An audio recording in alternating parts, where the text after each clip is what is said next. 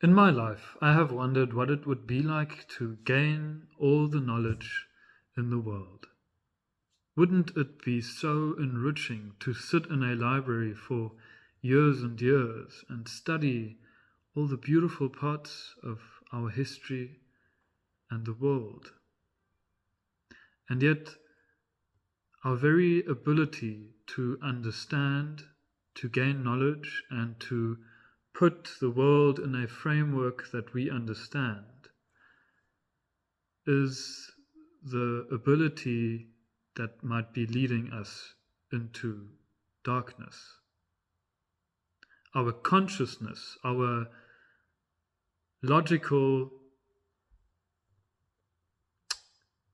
philosophical, and intellectual consciousness of the world is what is putting us in danger, because we might actually be losing contact with our roots.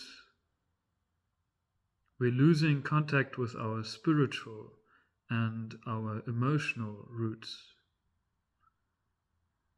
In Germany, I've seen many communities where the need for God seems to be non-existent.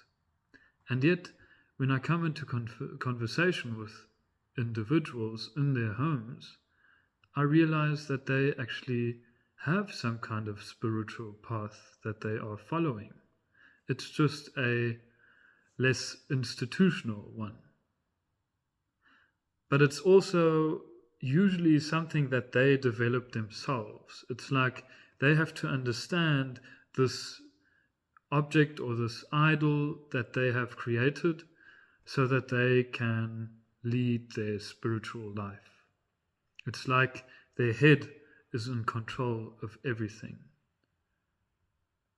And yet, that's not really what's happening, I think. I think, according to Carl Jung, we are not actually conscious of who we are. We are not conscious of our spiritual selves. Our spiritual self, in a collective sense, has been forgotten. We don't have the collectives, the communities who look up to one God that they can worship, can read about, that they actually believe in. It's difficult to find communities that have a common set of values and principles. We don't really know what is the difference between right and wrong anymore. I sense it in my own life. I struggle to find certainty because I don't even know from what vantage point I'm supposed to decide what a good life for me is or not. Because there are so many different voices, so many different perspectives that I apparently can choose from. But it's this freedom that somehow puts pressure on you. This freedom to choose from all these possibilities is actually a burden, because we just know too much. We know too much about the world out there, but when we think of what we have to know of ourselves, of me and myself, it becomes more difficult. Sitting quietly at a fire while not being on your phone, or sitting in a church completely quietly, being in nature for a while without contact to any kind of civilization. These kind of activities are difficult to perform in our modern world. At least for me, it's become difficult to find real silence, real connection, and real spirituality. But I don't think all is lost. I think these books, even that I have behind me, show that there are symbols and traditions and a rich history that we can delve into. We can still hold on to symbols such as my little Rosenkranz,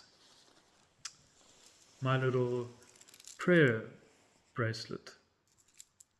For me, this symbol has become more graspable, more real in recent times, because I have come to realize how important our symbols are and the values that we attach to them. A church building is not only a building, it's not a museum of historical artifacts. It's actually a place where we can find rich meaning. As long as we don't try to over-intellectualize the place, if we don't over-intellectualize our church services and our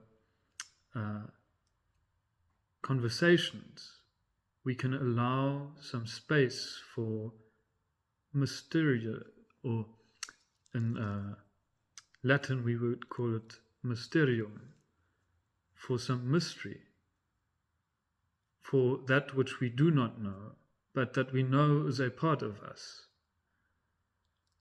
That kind of spirituality, I think, has a place in our hearts still now and today.